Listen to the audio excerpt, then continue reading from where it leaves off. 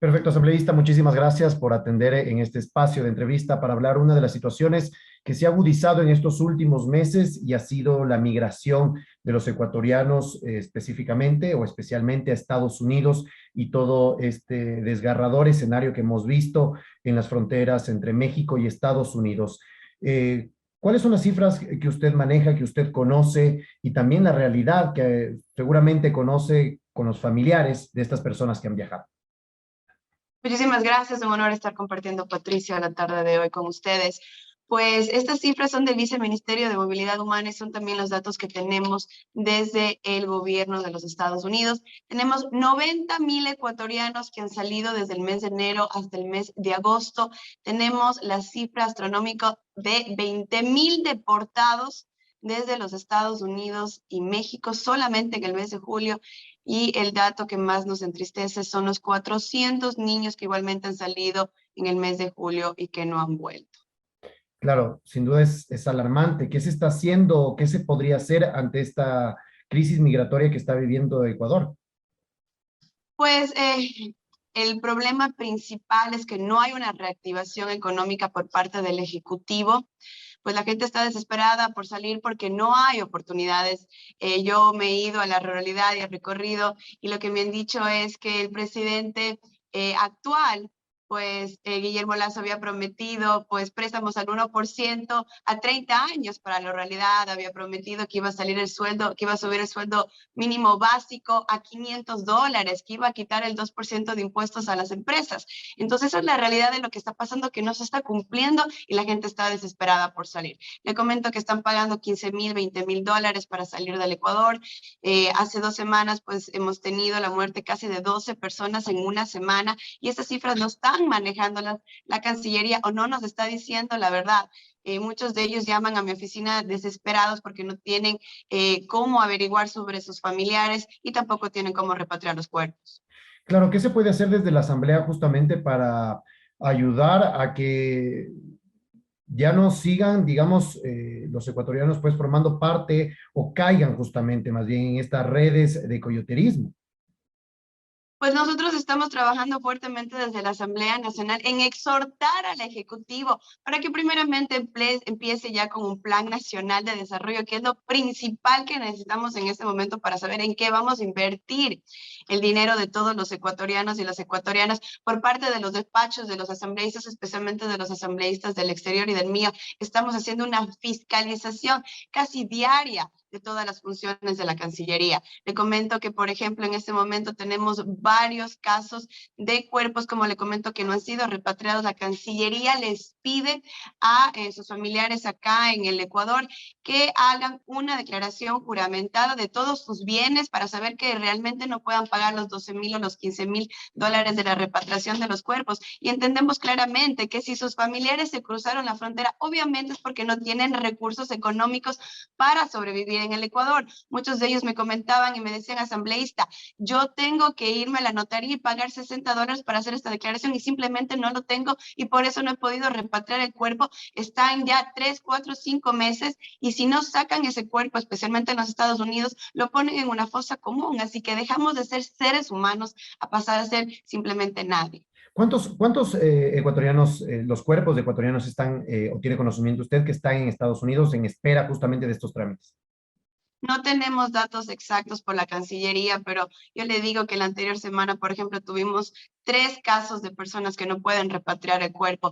Y ese todavía no es el problema grande. Es que en este momento, y quiero explicarle esto, Joe Biden no tiene ninguna política a favor de nuestros migrantes. ¿Y qué es lo que está pasando? Ahora tenemos la segunda oleada migratoria después de 1999-2000.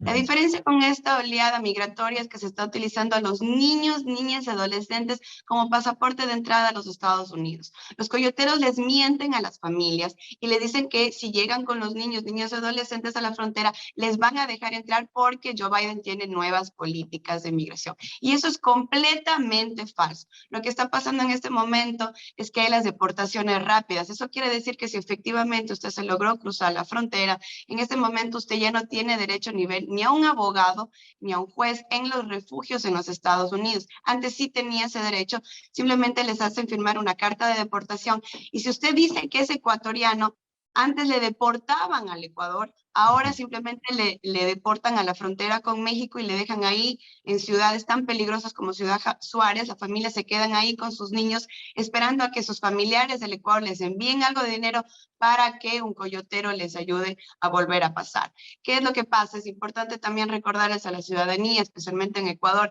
que Joe Biden era el vicepresidente de Barack Obama. Barack Obama es el presidente en la historia de los Estados Unidos que más ha deportado latinos.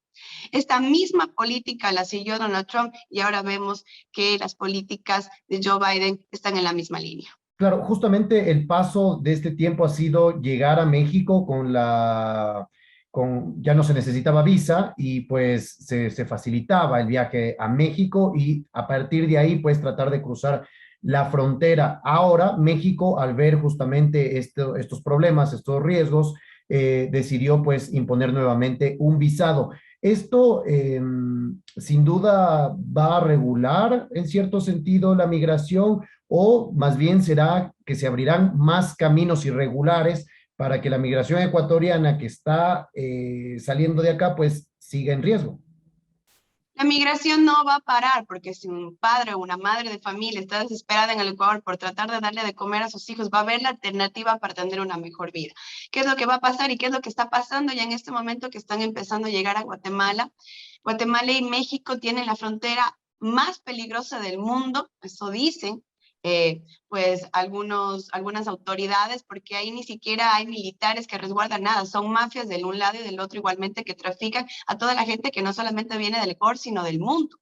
Entonces, en este momento van a tener que cruzarse. Simplemente lo que va a pasar es que las pasadas van a ser muchísimos más caras y más riesgosas. Ahora, también sí quisiera hacer una explicación clara porque he visto en algunos medios que hablan sobre por qué nuestros conciudadanos o por qué el migrante no invierte en el Ecuador. Dicen, pero si va a gastar 20,000, 15,000 o 30,000 dólares en irse, ¿por qué no invierte en el Ecuador? Y les voy a contar cómo trabaja esto del chulquero y del coyotero. Entonces, digamos, en este caso hay muchos familiares, muchas personas que están pensando viajar y tienen un terrenito, tienen una casita o le piden a alguien.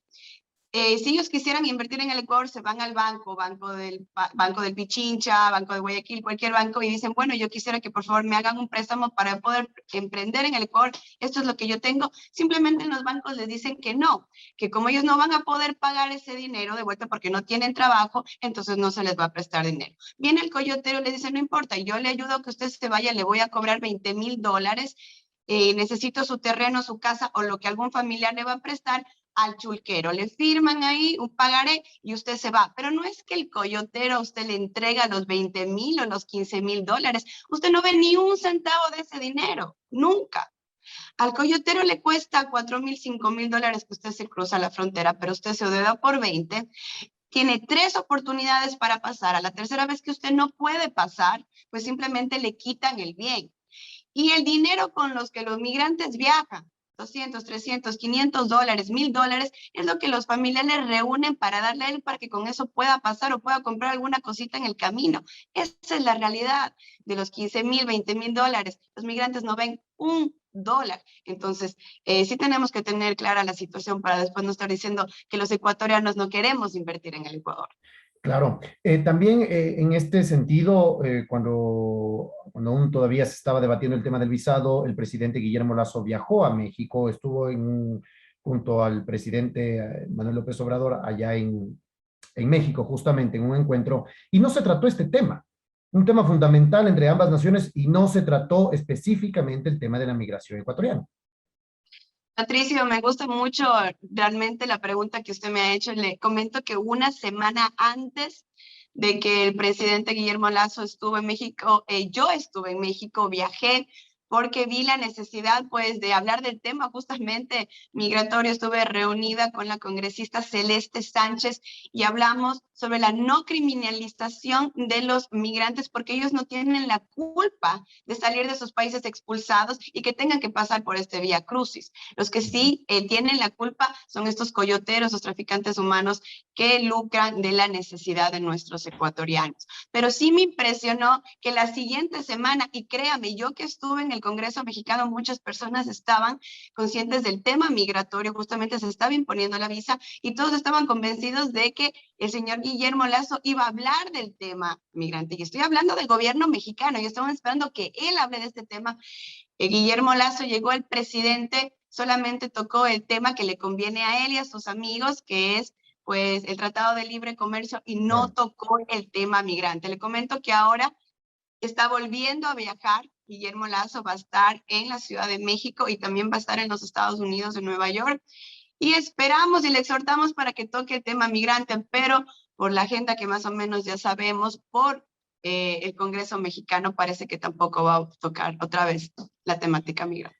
Claro, y en quienes más deciden justamente hacer este viaje son personas de las provincias rurales, de la sierra, de la costa, más olvidadas, que están trabajadas o que su principal fuente es el campo, es la agricultura. ¿Qué pasa en este sector? ¿Por qué no se reactiva finalmente?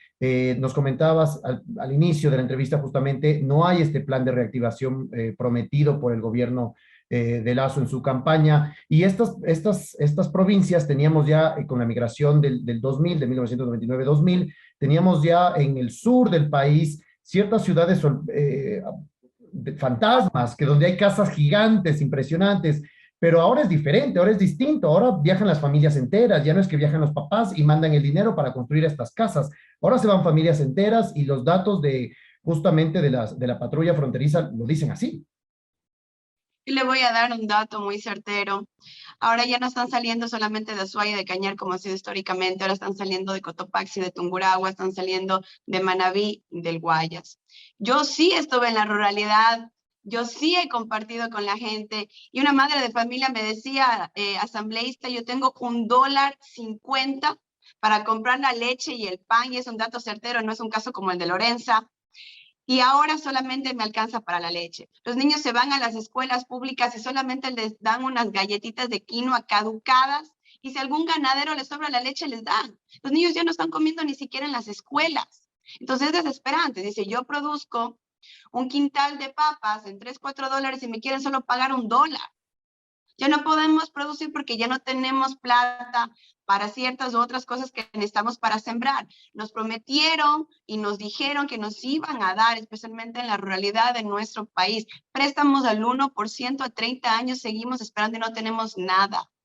Y eso es corrupción, es mentirles a las personas en campaña ciertas cosas solamente para ganar votos. En este momento ya han pasado 100 días y el presidente Guillermo Lazo no está haciendo absolutamente nada por la ruralidad de la Azuay, por la ruralidad del Cañar, por la ruralidad de todo el país.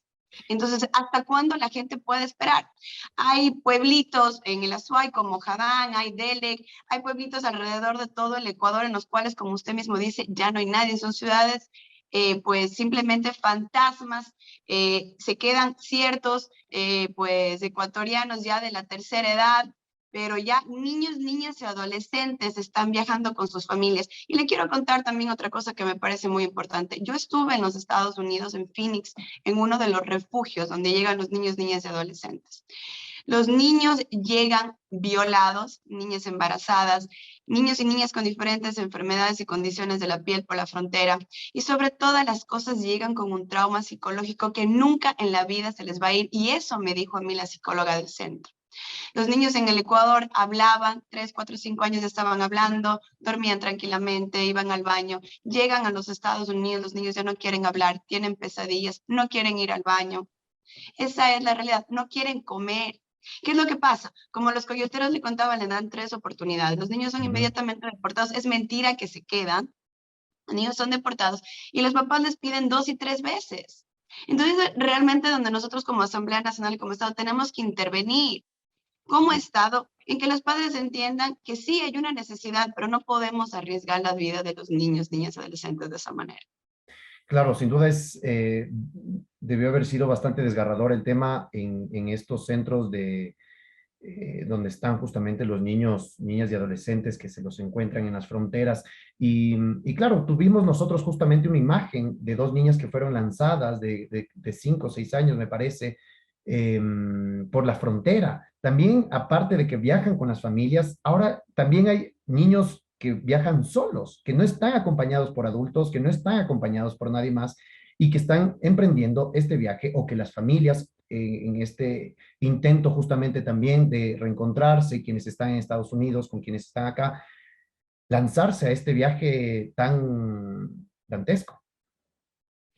Sí, pero también tenemos que tener algunas de las cifras claras. Como le digo, por la Cancillería no las tenemos, pero la mayoría de estos niños, niños y adolescentes sí van a reunificación, pero no son todos. ¿Qué es lo Ujú. que está pasando en este momento? Siguen habiendo estos vuelos clandestinos desde la Tacunga. Antes solamente había un vuelo semanal, ahora hay 3 vuelos. Llegaban a la Ciudad de México, ahora parece que están llegando a aeropuertos igualmente clandestinos. Y ahí es donde están viajando todos estos niños, niñas y adolescentes sin permiso de los padres, los coyoteros los están llevando. También lo que hacen es que el padre y la madre viajan directamente a Guatemala y son pasados, pero los niños son llevados a ciertos lugares o ya a otros lugares de la Ciudad de México, perdón, del Estado de México más cerca de la frontera y ya se reunifican ya en El Paso. Entonces los niños viajan igual, sin ser atendidos. Eso es lo que también es importante y lo que hacemos desde la Asamblea Nacional y lo que yo he estado haciendo, que de cierta manera también es parte del Ejecutivo con la Cancillería, pero ha sido difícil trabajar con eso y también con la Secretaría de Derechos Humanos, que tampoco no creo que ha hecho mucho, es concientizar a la gente porque tal vez yo a las familias no les puedo decir que no se vayan, porque tienen el derecho de salir. La Ley Orgánica de Movilidad Humana Claro. les da esa oportunidad, pero lo que sí puedo hacer es contarles la realidad y concientizar sobre lo que va a pasar. No es una caminata de 1 a 2 horas, son caminatas de 12 horas. En la mañana en la frontera hace 120 grados Fahrenheit, en la noche hace menos 5 o 6 grados. O los conciudadanos se mueren del frío o se mueren del calor. Esa es la realidad. En la frontera hay bandas delictivas que pasan drogas, hay trata de mujeres. Es una realidad terrible y uno ve muertos. No he estado ahí personalmente, sí he estado en la frontera, pero no he estado en El Paso. Claro. Pero que me comentan es que hay muertos en cada esquina, porque la gente simplemente no puede seguir caminando, o también se cruzan el Río Negro, el Río Grande, también tienen miedo o se quedan ahí varados y simplemente no pueden hacer nada más que quedarse allí, se mueren porque no tienen alimentos, no tienen agua y nadie va a ver por ellos. Claro, Así que la situación es más terrible de lo que se cuenta. claro, y justamente es lo que nosotros logramos ver en estas imágenes, en estos videos, pues es una parte de todo lo que tiene detrás y lo que nos estaba comentando. Y justamente menciona el trabajo de esta Secretaría de Derechos Humanos que debería intervenir. ¿Cuál sería su competencia en este sentido? Los derechos humanos para las personas que migran justamente y también de parte de la Cancillería, hace poco, hace unas semanas me parece, sacó recién un comunicado que van a analizar la migración, van a analizar un poco cuál es el proceso luego de tener ya estas imágenes y estas cifras alarmantes. La Secretaría de Derechos Humanos lo que debería de hacer es realmente velar por los derechos humanos de todos los ecuatorianos y ecuatorianos, no solamente en territorio, sino cuando salen del Ecuador en todo ese Vía Crucis y también deberían estar viendo qué es lo que está pasando en los centros de detención de México y de los Estados Unidos. El otro día, pues, vino a la Comisión de Relaciones Internacionales y Movilidad Humana un representante de esta secretaría y simplemente empezó a botar la pelotita a una u otra institución. Yo le preguntaba qué está pasando con los 400 niños, niñas y adolescentes que no han vuelto al Ecuador. Sabemos datos, ¿dónde están los que han vuelto? ¿Qué está pasando? Van a tener que volver a salir, han sido vulnerados sus derechos. Y simplemente me decían que es cuestión de la DINAPEM, ver qué está pasando con estos niños. Entonces, a mí sí me asombra que esté justamente dirigiendo esta secretaría, una SUAYA, al igual que yo, que sabemos perfectamente de qué se trata la migración, a la cual he pedido en varias ocasiones desde mi despacho reunirnos para hablar sobre ese tema, y hasta este momento no me quiere dar una cita para hablar. Entonces, ¿qué es lo que está pasando?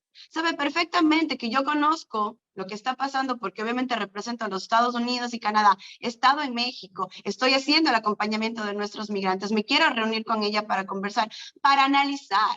no para criticarnos, porque está bien, yo Claro. entiendo, tal vez es una secretaría nueva y hay muchas cosas, pero sí para sentarnos a conversar y para trazar líneas de trabajo, pero simplemente hasta este momento no se me ha querido dar la oportunidad, no sé por qué.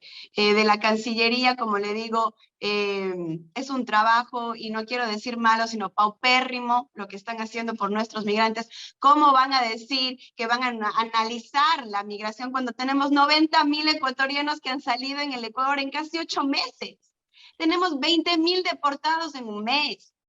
Y ellos sí tienen los datos más certeros de los fallecidos y los desaparecidos, porque ellos hacen dos grupos, los fallecidos y los desaparecidos. Y es que si ya un ciudadano ecuatoriano en la frontera que ha desaparecido por más de 3 meses, de seguro ya no está con vida. Así que esa es la realidad, porque la mayoría llaman a sus familiares o la mayoría se comunican de alguna otra manera con sus familias en el Ecuador, pero si ya las familias en el Ecuador o en los Estados Unidos nos dicen que ya no se ha comunicado por meses, es porque probablemente, como le digo, ya no está con vida, pero ellos no quieren juntar estos dos grupos, simplemente dicen que en este año solamente han muerto 34 personas, y esa no es la realidad, como le digo. Esta semana Claro. tuvimos 3 personas, solo 3 personas que nos han llamado familiares desesperados a decirle que sus familiares están desaparecidos. Y no de una semana, hace 3, 4 meses. Claro, claro, sin duda, son datos que realmente deberían ser transparentados y para conocer más a profundidad esta realidad. Muchísimas gracias, asambleísta Mónica Palacios, por su tiempo, por compartir justamente esta información y las alertas a la ciudadanía justamente de evitar esta migración riesgosa. Muy amable. Así es, muchísimas gracias, Patricia.